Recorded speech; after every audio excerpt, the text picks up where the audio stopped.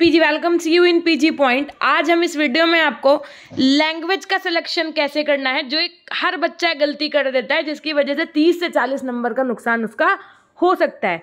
Language गलती के साथ साथ इस बार जो पहले आओ पहले पाओ रखा गया है भाई आपके नोटिफिकेशन में, उसका क्या मीनिंग है वो भी बताएंगे, और आप किस बुक से तैयारी करें। बहुत बच्चे हमसे कहते हैं कि मैम बुक बता दीजिए वो कि किससे तैयारी करें, तो सीडीपी एंड ऑल के लिए बहुत अच्छी बुक्स हैं, वो भी मैं आपसे डिस्कस करूंगी, तो वीडियो के अंत तक बने रहिएगा। सबसे पहले तो मैं आपको बता दूं, जब भी आप लैंग्वेज का सिलेक्शन कर रहे होंगे तो कभी लैंग्वेज 1 और लैंग्वेज 2 सेम नहीं हो सकती है।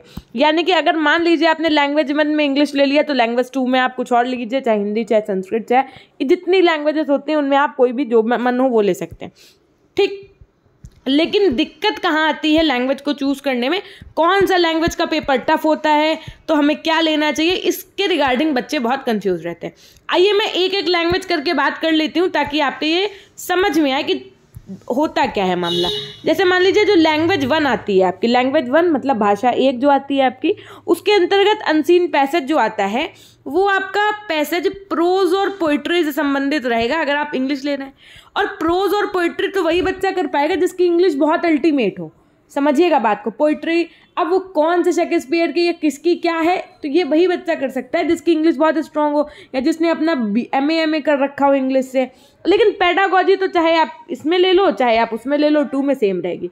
अब अगर मैं बात करूं मैम लैंग्वेज 2 में क्या आता है, फिर हमने कहा लैंग्वेज 2 का जो अनसीन पैसेज आता है वो डिस्क्रिप्टिव होता है। जैसे नहीं एक छोटी सी एक स्टोरी या कुछ टाइप का दे दिया और उससे क्वेश्चन आंसर करने के लिए कहा, तो उससे तो आप छाट के भी कर सकते हो, है ना। वहाँ पे थोड़ा सा यही पैसेज जो होता है वो लैंग्वेज 1 में टफ आएगा, समझिए कठिन आएगा इन कंपैरिजन टू लैंग्वेज 2।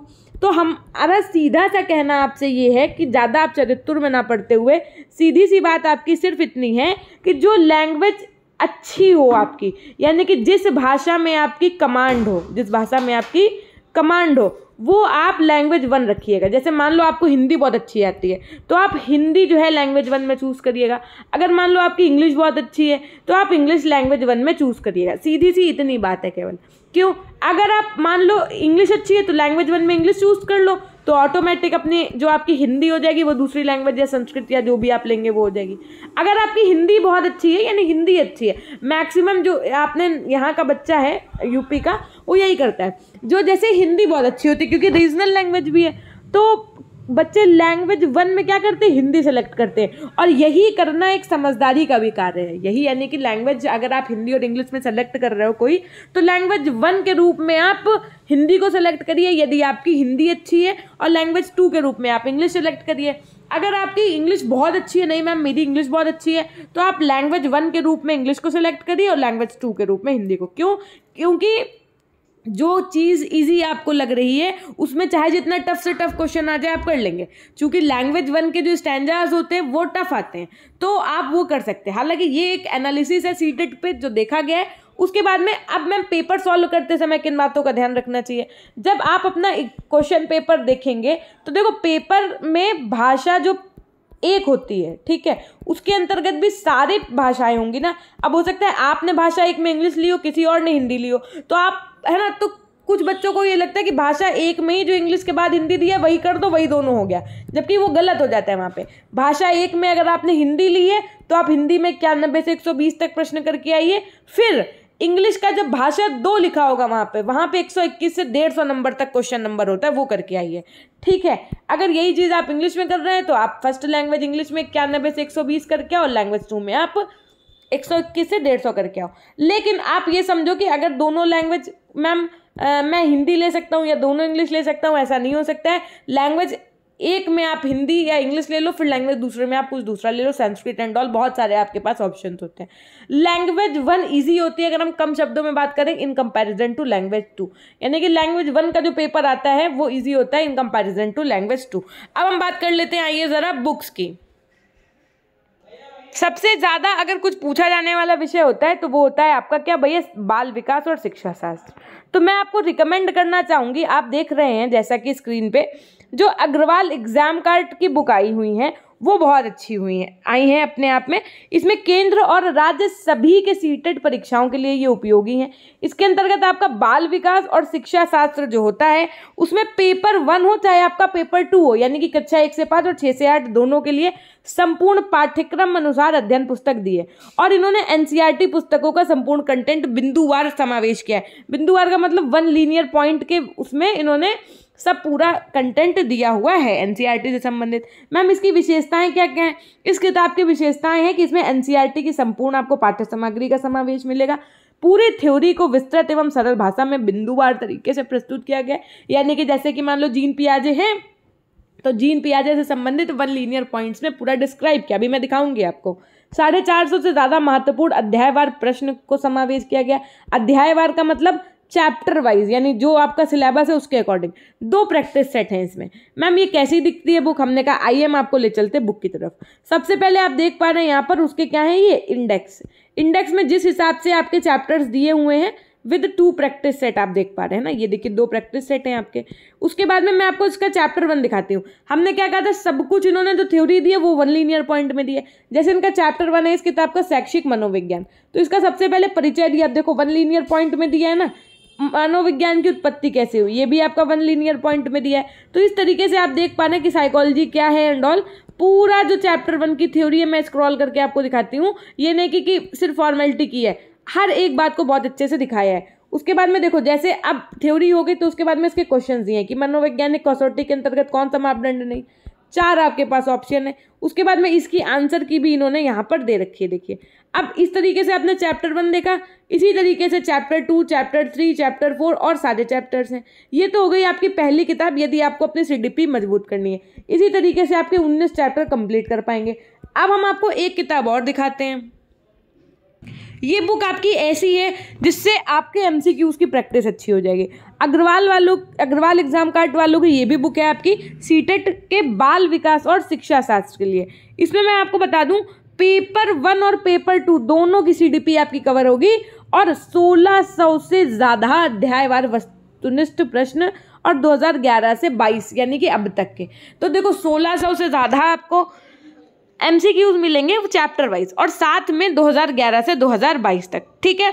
और उसके बाद में ये सीटेट की विगत परीक्षाओं में पूछे गए महत्वपूर्ण प्रश्नों का एक अद्भुत संकलन भी आप कह सकते हैं। जैसे आप और चैप्टर वाइज, पहली बात तो आप ये देख लो ये बाइलिंगुअल है, यानी कि चाहे आप, अब बहुत कंफ्यूजन रहता है ना आपको, चाहे आपका इंग्लिश मीडियम बच्चा हो चाहे हिंदी मीडियम बच्चा हो, दोनों लोग ये पुस्तक खरीद सकते हैं क्योंकि ये बाइलिंगुअल है।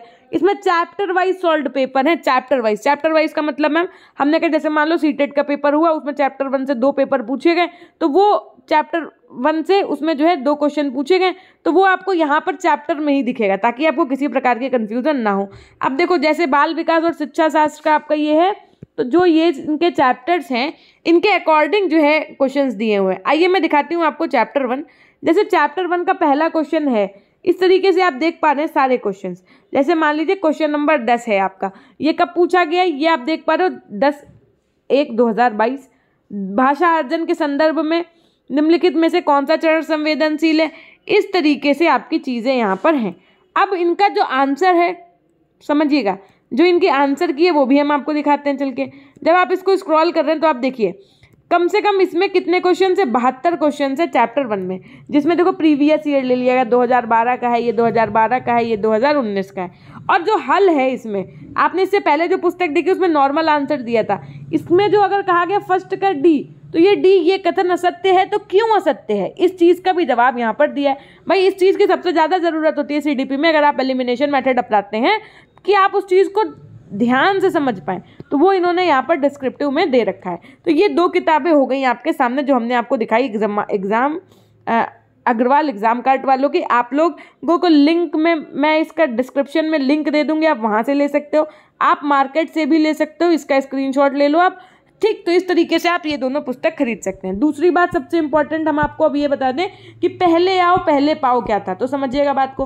पहले आओ और पहले पाओ का मतलब है जैसे मान लीजिए आपको सेंटर चॉइस करने के लिए 3 एरिया दिए गए, आपने मान लो पहला चुन लिया कानपुर, समझिएगा बात को, दूसरा चुन लिया आपने लखनऊ और तीसरा चुन लिया आपने मान लो उन्नाव, ठीक। तो अब जो बच्चा पहले फॉर्म भरेगा उसकी प्रायोरिटी पहले देखी जाएगी, यानी कि इन्होंने फॉर्म पहले भरा तो इनको कानपुर वाला सेंटर पहले अलॉट हो जाएगा। मान लो कानपुर के सेंटर सब बच्चों को अलॉट हो गए, उसके बाद में आपने अगर फॉर्म फिल किया है तो आपको फिर दूसरी प्रायोरिटी मिलेगी। लखनऊ मिल सकता है ना, उन्नाव मिल सकता है। आप ये नहीं सोचिए कि आपको पेपर देने का मौका नहीं मिलेगा, पेपर देने का मौका सबको मिलेगा। बस बात सिर्फ इतनी है कि जो बच्चा पहले फॉर्म फिल करेगा, समझिए, जो बच्चा पहले फॉर्म फिल करेगा उसकी प्रायोरिटी जो होगी, यानी कि उसने जो फर्स्ट चॉइस में अपने लिए एरिया फिल कर रखा होगा उसको उसी एरिया में सेंटर अलॉट हो सकता है। बस इतनी सी बात है और कोई घबराने की आवश्यकता नहीं है। ये थी एक छोटी सी जानकारी सीटेट के लिए। अगर आपके पास और भी कोई कंफ्यूजन है, कोई डाउट है, तो आप हमको कमेंट सेक्शन में कमेंट कर दीजिएगा ताकि हम आपके डाउट्स के रिगार्डिंग एक वीडियो बना पाए। मैं आपको सीटेट का पढ़ा तो नहीं रही हूँ, लेकिन सीटेट के लिए हम अपनी गाइडेंस आपको पूरी देंगे। आपको जिस जगह पे ज़रूरत होगी मैं उस जगह पे आपके साथ हूँ। ये चैनल आपके साथ है ना। और बीएड के लिए आप हमारे चैनल को सब्सक्राइब करके बेल आइकन प्रेस कर दीजिए ताकि आने वाले वीडियोस का नोटिफिकेशन आपको मिल जाए। पीजी पॉइंट एप्लीकेशन पे बीएड वालों के लिए सारा कंटेंट अवेलेबल है, आप वहां से देख सकते हैं। ठीक है, चैनल पर नए हैं तो चैनल को सब्सक्राइब करके बेल आइकन प्रेस करना नहीं भूलिएगा। वीडियो पसंद आया है तो वीडियो लाइक करना नहीं भूलिएगा और कमेंट सेक्शन में कमेंट करना नहीं भूलिएगा। धन्यवाद।